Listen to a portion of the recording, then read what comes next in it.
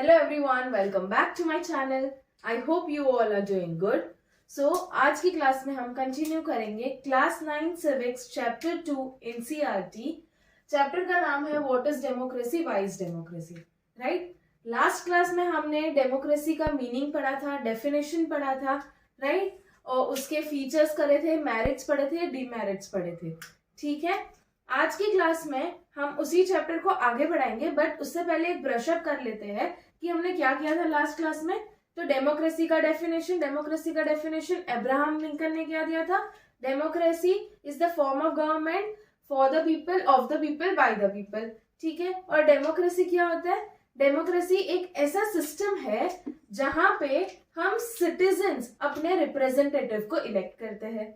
ठीक है, फिर हमने बहुत सारे फीचर्स देखे थे, जैसे decision making, 1 person 1 vote 1 value. ठीक है, फेयर इलेक्शन देखा था.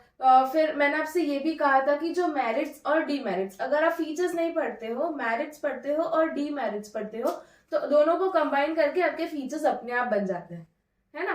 तो आज की क्लास में हम पढ़ने वाले हैं ब्रॉडर मीनिंग ऑफ डेमोक्रेसी. अपना लास्ट टॉपिक है चैप्टर का ब्रॉडर मीनिंग ऑफ डेमोक्रेसी. नाम से ही पता चल रहा है हमको कि हमने अब तक डेमोक्रेसी के बारे में पढ़ा है. ठीक है, बेसिक पढ़ा. सी, हम कितना भी बुक में पढ़ ले, हम खाली डेमोक्रेसी के बारे में पढ़ ले या हम डेमोक्रेसी का ब्रॉडर मीनिंग पढ़ ले, पर जो प्रैक्टिकल लाइफ में एक्चुअल एग्जिस्ट होता है, it is a very long process. ठीक है, पर इतना है कि अगर हमें बेसिक्स पता है, ठीक है, अगर हमने बुक से इतना बेसिक्स पढ़ा है, इसको समझ लिया है, तो yes we can deal with the outside world. ठीक है, अभी ब्रॉडर मीनिंग ऑफ डेमोक्रेसी ये बताता है. सबसे पहला पॉइंट इसमें अगर हम पढ़े तो वो है इवोल्यूशन ऑफ डेमोक्रेसी. ठीक है, इवोल्यूशन ऑफ डेमोक्रेसी.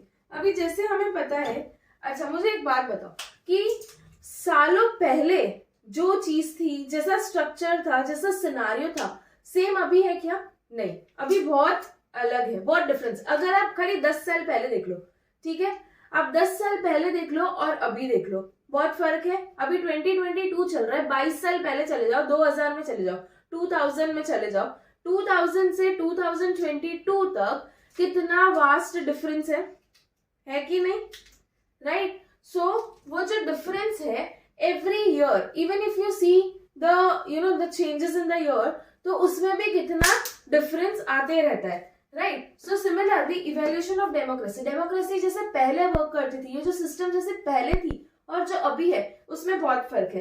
अभी की जो डेमोक्रेसी है वो क्या है? Representative democracy. Representative democracy means क्या? जो हम अभी फॉलो कर रहे हैं, जो क्या है कि हम हमारे बिहाफ पे, ठीक है, कोई एक रिप्रेजेंटेटिव को इलेक्ट करते हैं, है ना. हमारे यहाँ पे इलेक्शन होता है, 18 प्लस जिनकी एज है वो वोट देने जाते हैं, और हमने पढ़ा है कि 1 person 1 vote and it has 1 value, है ना. तो हम जब वो वोट करते हैं तो मेजॉरिटी ऑफ द वोट से एक रिप्रेजेंटेटिव इलेक्ट होता है. वो रिप्रेजेंटेटिव को किसने इलेक्ट किया है? हमने इलेक्ट किया है, इसीलिए हम बोलते हैं कि वी आर डेमोक्रेटिक. ठीक है, अभी क्यों representative democracy, why representative democracy, है ना, ये क्वेश्चन आता है. वाई रिप्रेजेंटेटिव डेमोक्रेसी, पर क्यों हम नहीं जाके, या हम इंडिविजुअली क्यों हम डिसीजन नहीं ले सकते. सी, अंडरस्टैंड, हमारे यहाँ की जो पॉपुलेशन है, करोड़ों में पॉपुलेशन है, ठीक है, करोड़ों लोगों के दिमाग अलग अलग है, सबकी सोच अलग अलग है, सब अपने अकॉर्डिंग सोचेंगे. सो डू यू फील कि प्रैक्टिकली ये पॉसिबल है कि सारे ही लोग इकट्ठा हो, करोड़ों लोग इकट्ठा हो और कोई एक डिसीजन ले?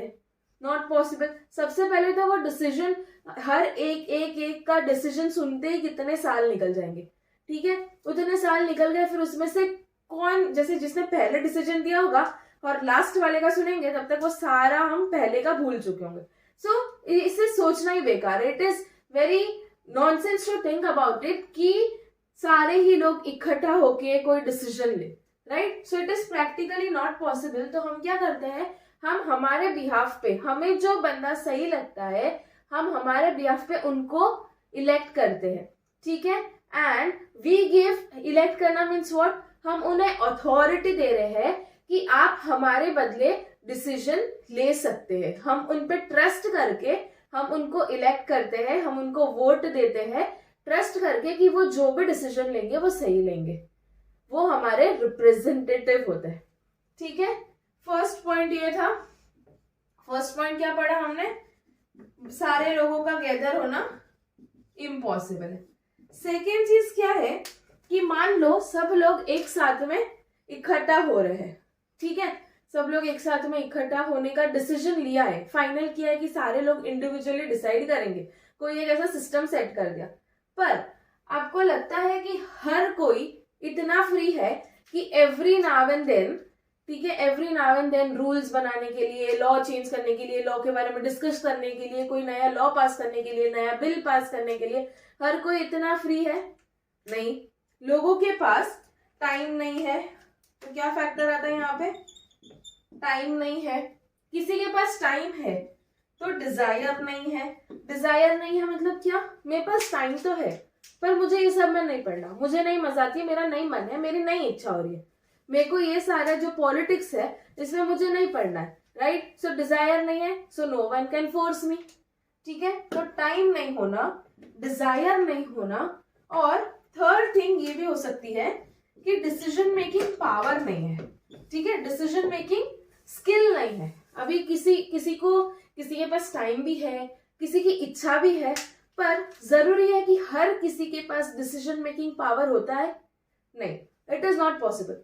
डिसीजन मेकिंग पावर हर किसी के पास नहीं होता, हर कोई राइट डिसीजन नहीं ले सकता है, करेक्ट। तो अब तक हमने पढ़ा कि evolution of democracy, democracy evaluate हुई है, इवॉल्व हुई है, कैसे हुई है, तो रिप्रेजेंटेटिव डेमोक्रेसी लाके। रिप्रेजेंटेटिव डेमोक्रेसी क्या होती है, we as a citizen election में वोटिंग करके हम हमारे एक रिप्रेजेंटेटिव इलेक्ट करते हैं जिन्हें हम अथॉरिटी देते हैं कि वो हमारे बिहाफ पे वोट कर सके, ठीक है। क्यों रिप्रेजेंटेटिव डेमोक्रेसी हमने सिलेक्ट की, क्योंकि हर इंडिविजुअल के पास इतना टाइम नहीं होता है, आई मीन हर इंडिविजुअल को, सेकेंड पॉइंट अगर हम ले तो हर इंडिविजुअल के पास इतना टाइम नहीं होता है कि वो आके every now and then discussion में पार्टिसिपेट करे, डिस्कशन में इन्वॉल्व हो। या तो उसकी डिजायर नहीं होगी, मतलब उसके पास टाइम है पर उसे करना नहीं होगा, या तो डिसीजन मेकिंग पावर बंदे का इतना स्ट्रांग नहीं होगा, right. We are different humans, have different sense of humour, so it is practically not possible, ठीक है। और लार्ज नंबर ऑफ पॉपुलेशन है, इतने सारे लोग हैं, सभी लोग इकट्ठा लाना और एक पॉइंट पे फाइनलाइज करना, एक पॉइंट पे डिसीजन लेना, it is practically not at all possible, ठीक है। सो ये सारे फैक्टर्स थे रिप्रेजेंटेटिव डेमोक्रेसी के। इसके बाद में हम एक और चीज पढ़ते हैं जो है डेमोक्रेसी वर्सेस गुड डेमोक्रेसी,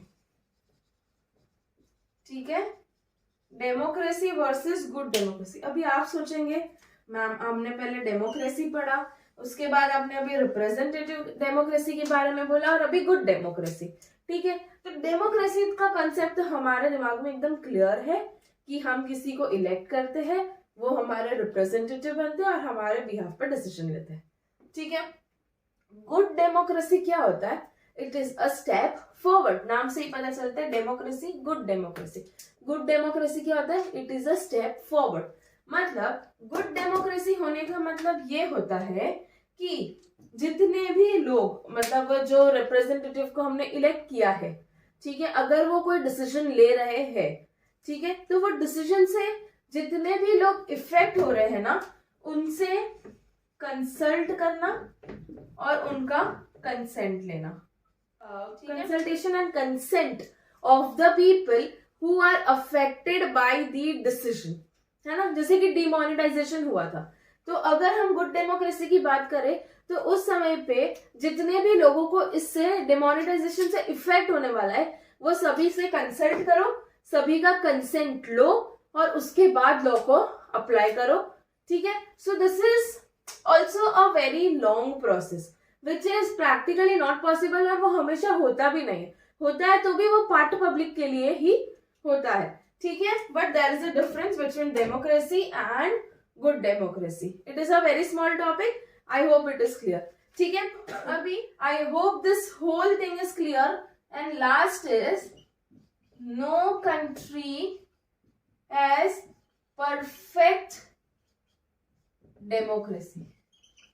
है ना, कोई भी चीज इतने सारे करोड़ों लोगों के बीच में होना, ये मतलब एकदम very, it is very basic कि वो क्लियर, वो परफेक्ट नहीं होगा. कहीं ना कहीं कोई ना कोई ग्लिच, कहीं ना कहीं कोई ना कोई दिक्कत तो आएगी ही. ठीक है, but it is we the people, we as a citizen, it is our duty and our responsibility कि how do we make it perfect. है ना, अगर से फॉर एग्जाम्पल कुछ मिस्टेक हो जाती है, ठीक है, कोई डिसीजन लेने में मिस्टेक हो जाती है रिप्रेजेंटेटिव से, ठीक है, वो भी तो एक फॉर्म ऑफ गवर्नमेंट है ना, उनके पास भी कितनी सारी रिस्पॉन्सिबिलिटीज है, उनके पास भी कितनी सारी चीजें हैं करने के लिए. ठीक है, पर हमें क्या है, हमें सब कुछ अच्छा अच्छा ही चाहिए होता है. ठीक है, वो लोग भी तो एक इंसान है ना, उनसे भी तो कभी कोई गलती हो सकती है. So we as the people, we as a citizen of our country, it is the dignity of the country is in our hand. हमारे हाथ में होता है कि हम हमारी कंट्री की डिग्निटी कैसे बनाए रखें. ठीक है, तो अगर कभी कोई फ्लॉज आते हैं, कोई ग्लिच आती है, तो हमें उन्हें ढकना है, ना कि उन्हें एक्सपोज करना है. ठीक है, क्लियर है. So no country is perfect democracy, but we as a citizen of our country make it perfect. या I hope it is very clear to you all. हमारा ये जो चैप्टर है what is democracy, why democracy, ये यहीं पे complete होता है. अगर आपको चैप्टर से रिलेटेड कोई भी डाउट हो, कोई भी क्वेश्चंस हो, तो आप उसको कमेंट सेक्शन में पूछ सकते हैं. I will try my best to reply and to clear all your queries. So अभी नेक्स्ट क्लास में हम मिलेंगे नए सब्जेक्ट, नए टॉपिक, नए चैप्टर के साथ. सो तब तक के लिए गुड बाय. और अगर आपको मेरे वीडियोस अच्छे लग रहे हो, हेल्पफुल लग रहे हो, तो सब्सक्राइब करना मत भूलिएगा. Keep liking, keep sharing.